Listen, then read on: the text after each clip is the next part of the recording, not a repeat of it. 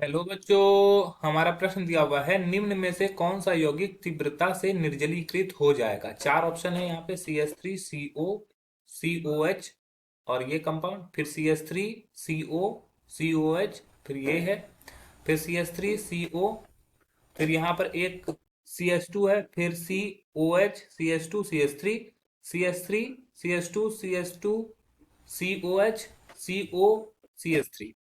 तो ये चार ऑप्शन भी दिए हुए हैं हमारे पास, और हमें बताना है कि इस चारों में से कौन सबसे तेजी से निर्जलीकृत होगा। ठीक है, तो सबसे पहले हमें यह समझना होगा कि निर्जलीकरण क्या होता है। तो अगर मुख्य अवधारणा की बात करें तो मुख्य अवधारणा में हमें क्या समझना है, निर्जलीकरण।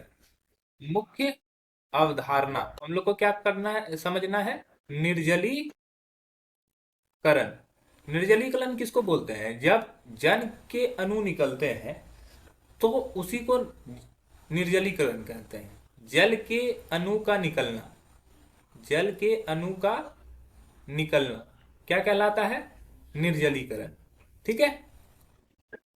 अब सपोज कर लो कि कोई कार्बन है, ठीक है, और यहां पर क्या है, अल्कोहल जुड़ा हुआ है। ठीक है, तो अल्कोहल पर क्या होता है, हमें पता है कि इस पर दो इलेक्ट्रॉन के लोन पेयर रहते हैं।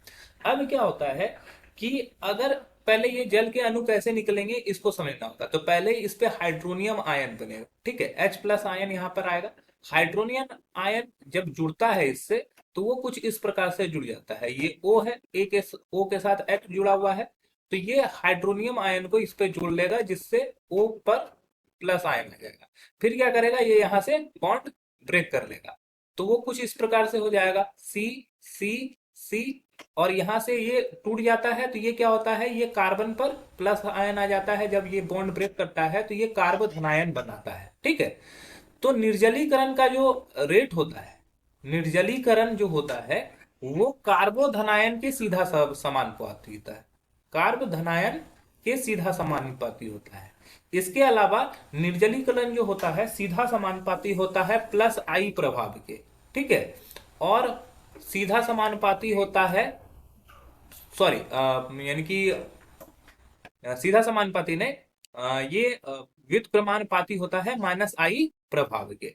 ठीक है, तो अगर हम लोग इस प्रश्न में देखें तो इस प्रश्न में सबसे पहला ऑप्शन दिया हुआ है CH3CO, तो जहां पर CO रहेगा वहां पर माइनस आई प्रभाव दिखाएगा। ठीक है, पहला ऑप्शन में हमें जो दिया हुआ है वो हम पहला ऑप्शन को देखते हैं। तो ये दिया हुआ है CH3CO, सी, यहाँ पे OH है, और यहां पर ये इस प्रकार से जुड़ा हुआ है।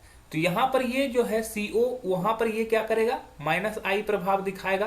क्यों माइनस आई प्रभाव इसलिए दिखाएगा, क्योंकि यहां पर इलेक्ट्रॉन आकर्षी समूह मौजूद है। ठीक है, और यहां पर OH है, तो यहां पर ये क्या होगा, कार्बोधनायन बनाएगा। यहाँ पे कार्बोधनायन क्या है, और आई प्रभाव यहाँ पे उपस्थित है, तो कार्बोधनायन जहां पे उपस्थित है, निर्जलीकरण वहां पर अधिक मात्रा में होगा। निर्जलीकरण यहाँ पे हो सकता है, लेकिन माइनस आई प्रभाव रहने की वजह से इसका निर्जलीकरण की मात्रा क्या होगी, कम हो जाएगी। तो अतः पहला ऑप्शन जो होगा वो हमारा सही नहीं होगा। उसी प्रकार अगर हम दूसरा ऑप्शन देखते हैं तो दूसरे ऑप्शन में क्या दिया हुआ है, ये दिया हुआ है CH3CO COH, और ये इस प्रकार से दिया हुआ है।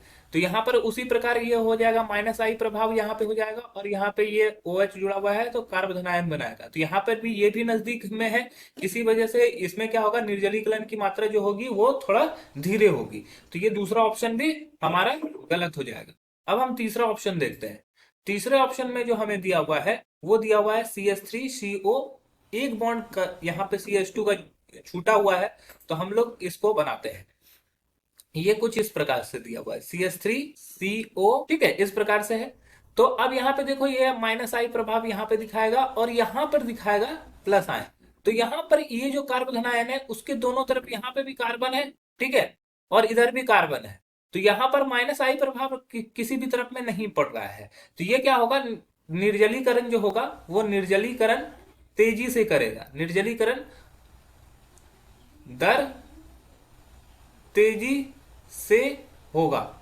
जबकि चौथा ऑप्शन में अगर हम लोग देते हैं, फोर्थ ऑप्शन देखते हैं, तो फोर्थ ऑप्शन में हम लोग देख रहे हो कि वापस से वो उसी प्रकार से हो जाता है, बस ये CH3 इस तरफ में हो जाता है, यहाँ पे हो जाता है हमारा OH, और यहाँ पे हो जाता है हमारा C, और यहाँ पे हो जाता है CH3, और यहाँ पे है तो यहाँ पे ये माइनस आई प्रभाव यहाँ पे दिखेगा, और कार्बोधनायन यहाँ पे दिखेगा। कार्बोधनायन के जस्ट पास में क्या है, आई प्रभाव है, जिसकी वजह से इसका निर्जलीकरण का दर कम हो जाएगा। तो ऑप्शन डी भी हमारा सही उत्तर नहीं है। तो हमारा जो सही उत्तर होना चाहिए वो ऑप्शन हो जाना चाहिए ऑप्शन सी, जिसमें कि कार्बोधनायन और आई प्रभाव में थोड़ा डिस्टेंस है, इसी वजह से ये निर्जलीकरण तेजी से करेगा, तीव्रता से करेगा। अतः हमारा जो सही उत्तर हो जाएगा वो हो जाएगा ऑप्शन सी। आशा है कि आपको समझ में आएगा। धन्यवाद।